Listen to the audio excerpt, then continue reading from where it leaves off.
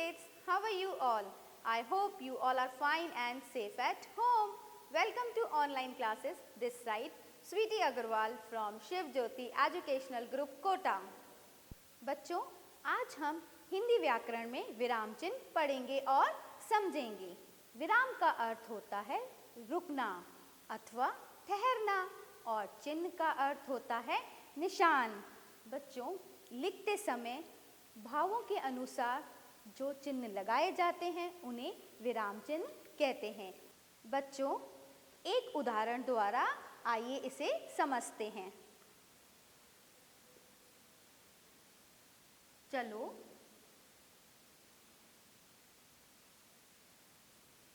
मत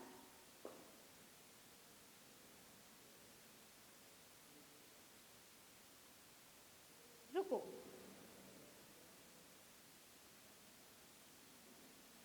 इसे पढ़िए बच्चों, चलो मत रुको।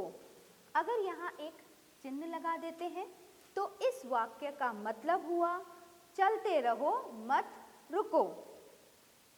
अब मैं इसे इस प्रकार लिखूंगी, चलो मत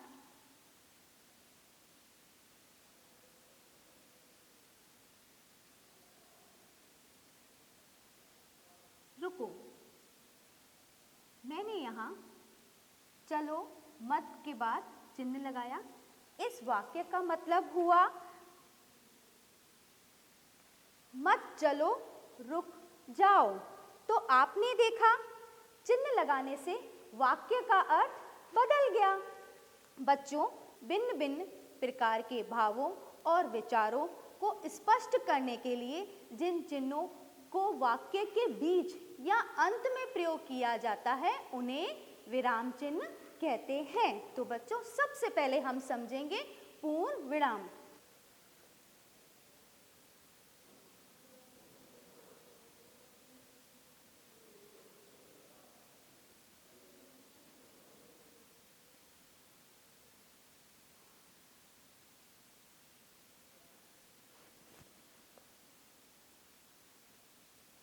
बच्चों, ये किसका चिन्ह है? यह पूर्ण विराम का चिन्ह है। यह वाक्य के अंत में लगाया जाता है या वाक्य के समाप्त होने पर हम पूर्ण विराम का चिन्ह लगाते हैं। जैसे मैं कल घूमने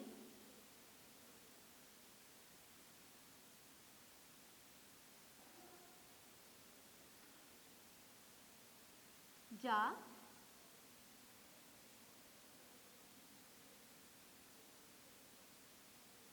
रहा हूं। तो बच्चों देखिए, यह वाक्य समाप्त हो गया। मैं कल घूमने जा रहा हूं। तो इसके अंत में क्या लगाया गया? इसके अंत में पूर्ण विराम का चिन्ह लगाया गया। आप देखिए, वे अपने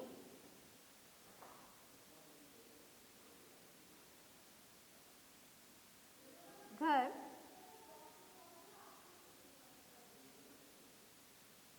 चले गए। बच्चों, यहाँ भी देखिए वाक्य समाप्त हो गया तो हमने अंत में क्या लगाया? पूर्ण विराम का चिन्ह लगाया। यह वाक्य के अंत में लगाया जाता है। जहाँ एक बात पूरी हो जाए वहाँ अंत में क्या लगाया जाता है? वहाँ पूर्ण विराम का चिन्ह लगाया जाता है। अभी आपने पूर्ण विराम का चिन्ह समझा। अब हम दूसरा चिन्ह जो समझेंगे वह है अल्प विराम।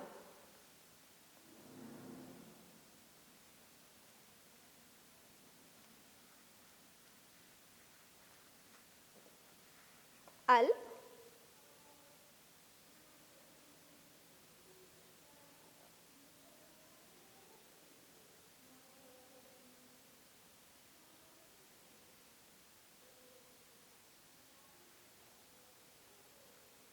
बच्चों, वाक्य में जहाँ थोड़ा रुकना हो, अधिक वस्तुओं या व्यक्तियों को अलग अलग करना हो, वहाँ अल्प विराम का चिन्ह लगाया जाता है। जैसे बच्चों ये देखिए, ये किसका चिन्ह है? ये अल्प विराम का चिन्ह है। बच्चों वाक्य में जहाँ थोड़ा रुकना हो वहाँ कौन सा चिन्ह लगाते हैं? अल्प विराम का चिन्ह लगाया जाता है। जैसे वह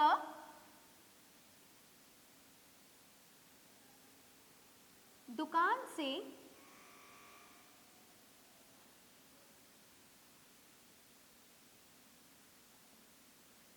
आलू,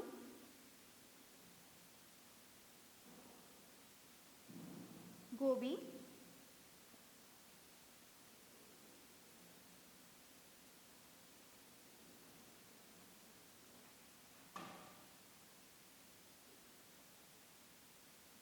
टमाटर,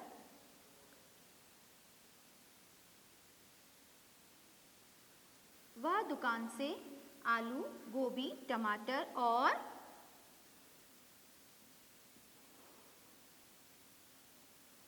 प्याज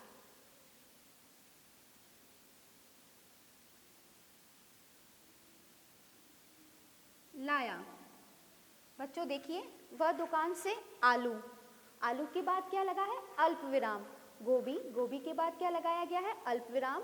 टमाटर और प्याज लाया। तो बच्चों जहाँ टमाटर, टमाटर के बाद क्या आ रहा है? और। जहाँ और अथवा तथा लगा हुआ आता है वहाँ अल्प विराम चिन्ह का प्रयोग हम नहीं करते हैं। ठीक है बच्चों, आपको यह भी समझ में आ गया होगा।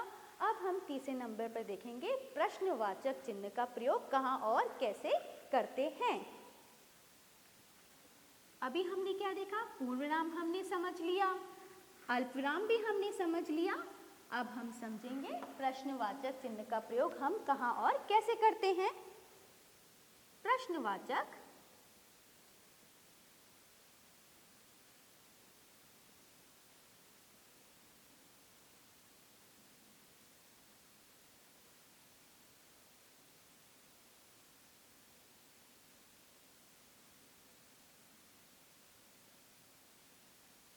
बच्चों ये प्रश्नवाचक चिन्ह, प्रश्नवाचक का चिन्ह ये होता है। ठीक है, जब किसी से सवाल या प्रश्न पूछा जाए तो उस वाक्य के अंत में प्रश्नवाचक चिन्ह लगा दिया जाता है। जैसे तुम क्या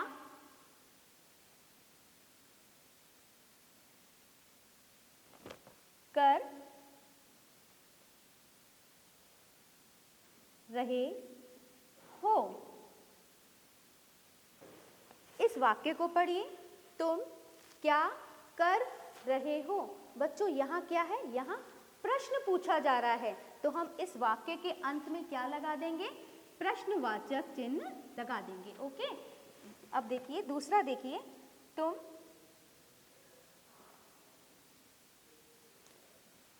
कब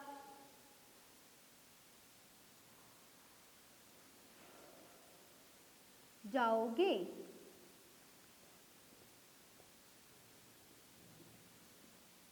यहाँ भी देखिए बच्चों, तुम कब जाओगे, यहाँ क्या है? यहाँ भी प्रश्न पूछा जा रहा है कि तुम कब जाओगे, तो इस वाक्य के अंत में क्या लग जाएगा?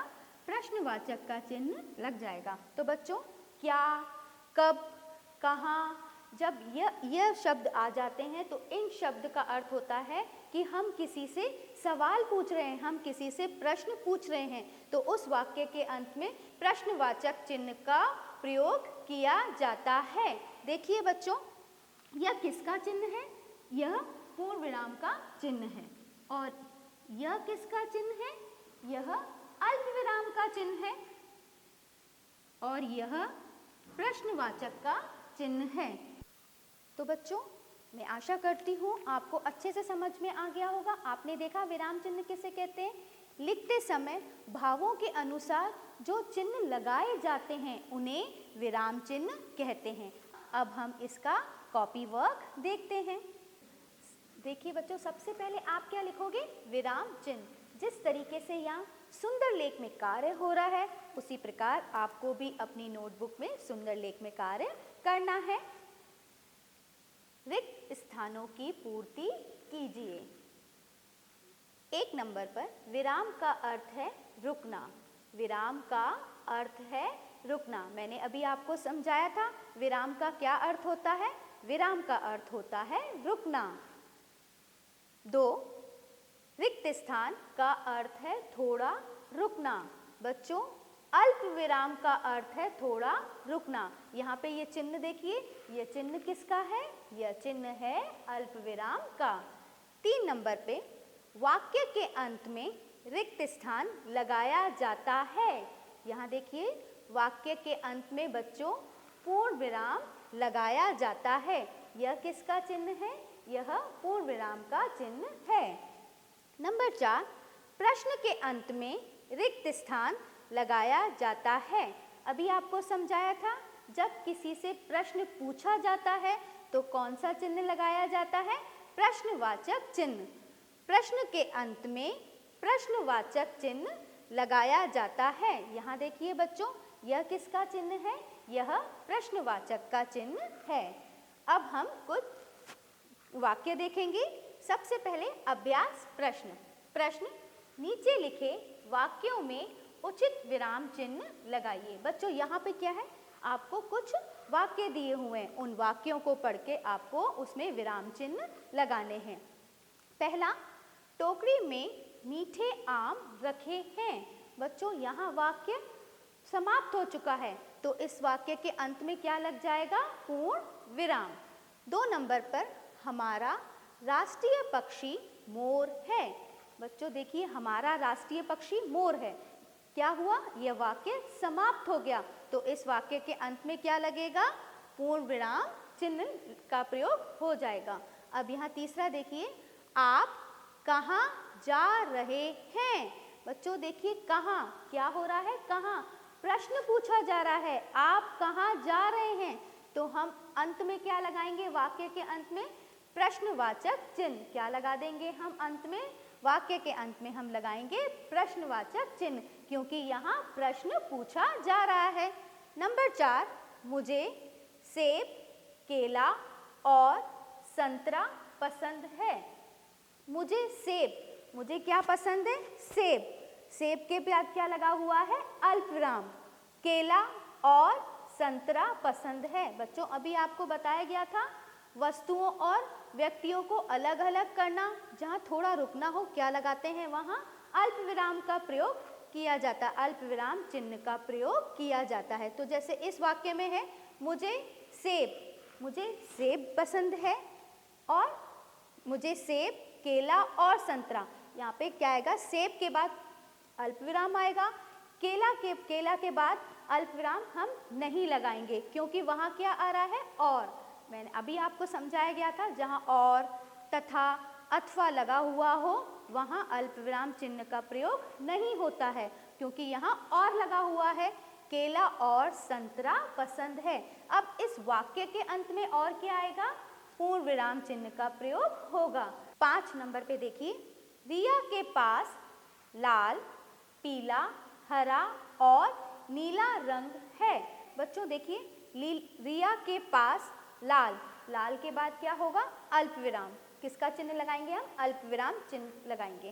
पीला के बाद भी हम अल्पविराम चिन्ह लगाएंगे। हरा के बाद कोई भी किसी भी चिन्ह का प्रयोग नहीं होगा, क्योंकि हरा के बाद क्या लिखा हुआ है? और। किस शब्द का प्रयोग है? और नीला। तो हरा के बाद अल्पविराम चिन्ह का प्रयोग नहीं होगा। बच्चों, जहाँ और, अथवा, तथा यह शब्द आ जाते हैं, वहाँ कोई भी चिन्ह का प्रयोग नहीं किया जाता है। इस वाक्य के अंत में कौन सा चिन्ह आ जाएगा? वाक्य के अंत में पूर्ण विराम चिन्ह का प्रयोग होगा। 6, एक साल में कितने महीने होते हैं? बच्चों यहाँ पे देखिए, इस वाक्य में प्रश्न पूछा जा रहा है, एक साल में कितने महीने होते हैं। अभी आपको समझाया गया था, क्या, कब, कहाँ, कितने, कितना। यह प्रश्न पूछे जाएं, जहाँ ये शब्द आ जाएं, तो समझना चाहिए प्रश्न पूछा जा रहा है, तो वाक्य के अंत में प्रश्नवाचक चिन्ह का प्रयोग करते हैं। एक साल में कितने महीने होते हैं? यहाँ प्रश्न पूछा जा रहा है, तो हम इस वाक्य के अंत में क्या लगा देंगे? प्रश्नवाचक चिन्ह लगा देंगे। बच्चों, मैं आशा करती हूँ आपको विराम चिन्ह बहुत अच्छे से समझ में आ गए होंगे। धन्यवाद।